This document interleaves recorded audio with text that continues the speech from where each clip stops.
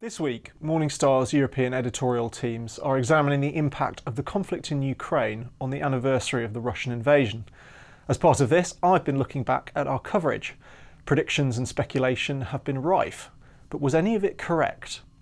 Back in May, I spoke to investment veteran and Kremlin foe Bill Browder about Ukraine. He described, among other things, the military disaster engulfing the Russians at that time, and how corruption and venality had infected Putin's war machine and Russian society more widely. But I also asked him about the next 6 months, taking us to November 2022. Specifically, I asked him about Putin's mentality and behaviour and what might come next. Here's what he said. Well, the first thing, I don't expect the war to end.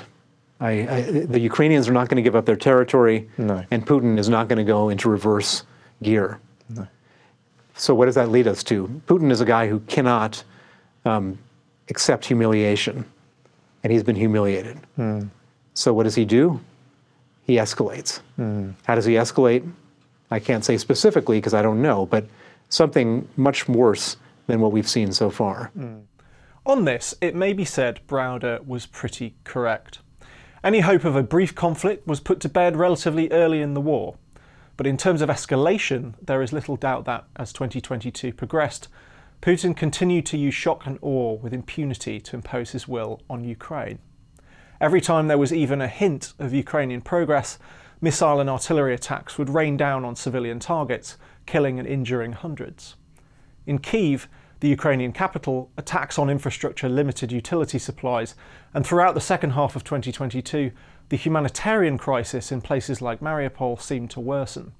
When they briefly took charge of the city, the Russians openly declared they would not be able to restore the water supply. Militarily, the fighting has been fierce, and at times Ukraine has impressed the West with the gutsiness of its resistance. When Ukrainian forces liberated Kherson on 11th of November last year, Kyiv was able to claim a significant military victory. Talk of turning points began. But this is not a conflict of hasty conclusions. Russian logistical problems aside, the Ukrainians have been fighting with a bizarre mixture of equipment that's either very old, very new, very borrowed, or very improvised. Seeing a homemade bomb dropped by a high-tech drone is what makes this war so modern, and yet so unique. And at the centre of it, Vladimir Zelensky, a former comedian and reality TV star thrust into an impossible role. Even now, few would doubt his centrality to broader 21st century politics. Everything has changed for Ukraine, and everything has changed for him.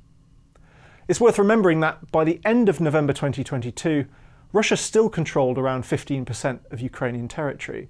In mid-January, when Moscow claimed a tactical victory in the settlement of Soledar, the European Union was still vacillating over whether to send powerful Leopard tanks to the region. That slow grind of fighting and diplomacy has felt unique, and yet all too familiar. So when missiles landed in Poland in November, NATO diplomacy was truly on a knife edge. But back to the issue of people. Throughout all of this has come an escalation in human suffering. And Browder told me it would get worse and worse. He's unable to confront the Ukrainians militarily in a very effective way. And so the easy thing to do is just to go after defenseless people, civilians. And so I think the next step in his conflict is a much, much worse massacre than anything we've seen before. Civilian deaths only tell you part of the story here. In the month of May 2022, 473 civilians died in the conflict. In November 2022, there were fewer at 162. But those numbers are only part of a much more hideous moral tapestry. Even by the time of my conversation with Browder in May, the word massacre was already relevant. In December last year, an investigation by the New York Times concluded war crimes, including summary executions and torture, had taken place in March, when Russian paratroopers occupied the Kyiv suburb of Bucha. There are many other stories of atrocities taking place throughout 2022, and as this year wears on, it's highly likely we'll hear more from both the United Nations and the International Criminal Court about alleged war crimes. And that really is the point. Unless there is peace, there is no certainty such depravities will stop.